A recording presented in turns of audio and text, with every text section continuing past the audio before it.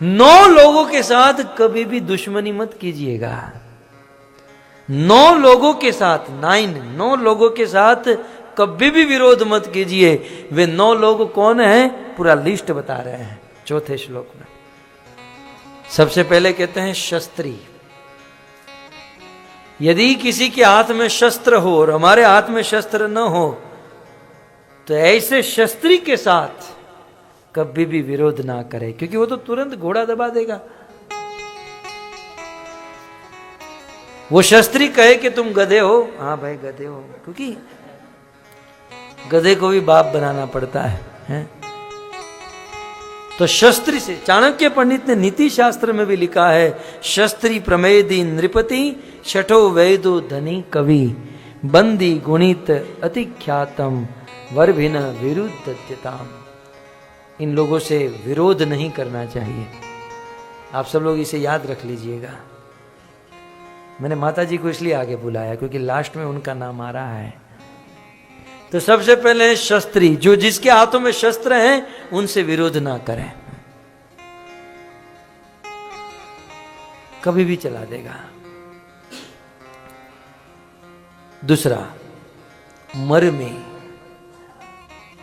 कुछ लोग होते हैं जो हमारे साथ बहुत साल बिताते हैं, बहुत समय बिताते हैं मित्रता में हैं। और मित्रता में क्या होता है, हम हमारा जो मर्म होता है, हम हमारी जो सीक्रेट होते हैं वो सब कुछ बता देते हैं। तो जो व्यक्ति हमारे साथ रह चुका है और हमारी सीक्रेट जान चुका है उसे मर्मी कहते हैं। मर्म जानने वाला मर्मी।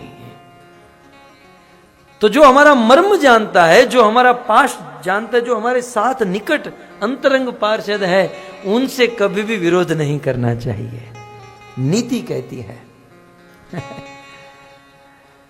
मर्म जानने वाला।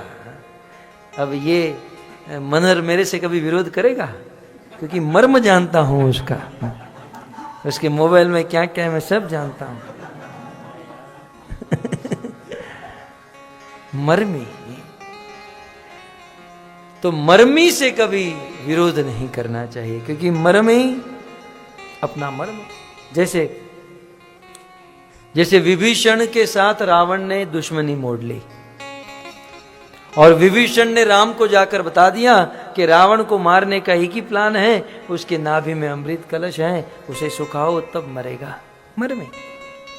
यदि इस मर्मी को रावण ने नहीं छोड़ा होता तो राम जानते ही नहीं थे रावण को कैसे मारना है। मर्मी। भक्तों, इतिहास में बड़े बड़े राजा बड़े बड़े युद्ध को जीत कर आते थे, पूरी दुनिया के बादशाह होते थे, लेकिन इतिहास के बड़े बड़े राजाओं को गिराया है किसी ने तो उन्हीं के लोगों ने। मर्म जानने वाले मर्मियों से ही राजा मात खाए हैं। इसलिए राजा हो, नेता हो, लीडर हो तो मर्मियों से सावधान रहो, ये नीति कहती है। और कितनी भी कीमत चुकाकर मर्मी को कभी मत छोड़ो। मर्मी से दुश्मनी जीवन का पतन करा देगी। तो पहला है ये मारीच है? कितना ज्ञानी है मारीच है। मारीच ने रावण के साथ संवाद करते हुए सोच लिया कि 9 लोगों से शत्रुता नहीं करनी चाहिए। पहला है शस्त्री, ओके, दूसरा है मर्मी, अब तीसरा है शस्त्री मर्मी प्रभु सठ। तीसरा है प्रभु। प्रभु माने स्वामी, प्रभु माने लीडर, राजा, प्रेसिडेंट। प्रभु, प्रभु से कभी मतलब राजा से, लीडर से कभी दुश्मनी नहीं करनी चाहिए क्योंकि वो तो सीधा आदेश दे देंगे। मैंने देखा है कभी कभी छोटे छोटे लोग सत्य के मार्ग पर होते हैं, शुद्ध होते हैं, सब कुछ ठीक होता है, लेकिन राजा से दुश्मनी मोड़ लेते हैं, कभी सुखी नहीं हो पाते। तो नीति कहती है कि प्रभु से, प्रभु माने समर्थ, अर्थात राजा से, समर्थ व्यक्ति से कभी दुश्मनी नहीं करनी चाहिए।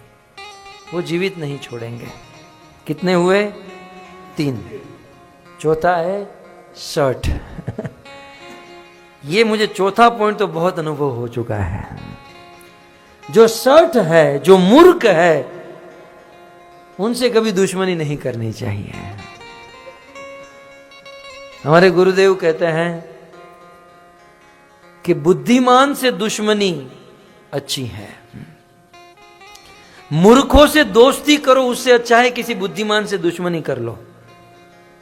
ये मूर्ख लोग आज नहीं तो कल तुमको लेकर डूबेंगे। तो शर्ट से कभी भी वैर नहीं करना चाहिए, न वैर न दोस्ती। शर्ट से कभी भी कोई नाता नहीं रखना चाहिए, क्योंकि जो शर्ट होते हैं वो अपनी हानि या लाभ स्वयं ही नहीं जानते हैं।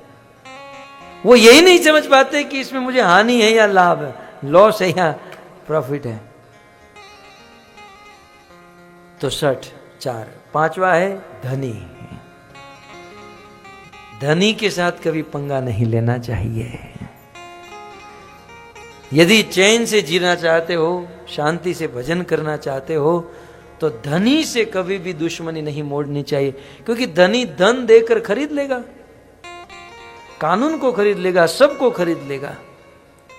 तो धनी से दुश्मनी ना करें।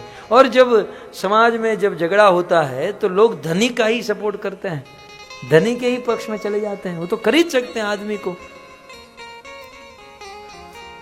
तो धनी से कितने हुए? 5 हुए। शस्त्री में प्रभु 60 धन, वेद बंदी कवि भानस गुण। वेद, वेद माने वेद, डॉक्टर से कभी झगड़ा नहीं करना चाहिए। वेद से, डॉक्टर से कभी पंगा। कुछ लोग डॉक्टर के साथ झगड़ा कर लेते हैं। मान लो किसी हॉस्पिटल में आपको एडमिट किए और फिर जब वहाँ से छुट्टी मिल रही है तो पैसे कम कराते हैं और फिर कहते हैं हमारे पास कम है, ऐसा वैसा है। तो डॉक्टर एक बार तो कह देता है ठीक है चलो, लेकिन अगली बार तू आएगा। हाँ? दूसरी बार जब जाते हैं तो कोई गलत दवाई दे देगा कहीं ना कहीं। तो वेद से कभी भी दुश्मनी नहीं करनी चाहिए। 7वां है बंदी। बंदी माने बंदी, मागध, चारण, भाट, ये जो होते ना। अब आप कहोगे आजकल बंदीगण कहाँ मिलते हैं? आजकल तो बंदीगण बहुत लोग हो चुके हैं, न्यूज़पेपर की जरूरत कहाँ है। यहां पर कुछ बात हुई सीधे पूरे पुकेट में पता चल जाएगी। इसे बंदी कहते हैं। बंदी, सूत, मागध, बंदीगण जो होते ना, कि यहाँ की बात वहाँ, वहाँ की बात वहाँ, और उसमें भी अपना मिर्च मसाला थोड़ा सा डालकर सजा धजा कर हैं सब जगह पर। तो ऐसे जिसका ऐसा स्वभाव होता है कि दूसरों को बात करने का, यहाँ की बात वहाँ करने का, उससे कभी भी शत्रुता नहीं करनी चाहिए। ठीक है। 7। 8वां है कवि।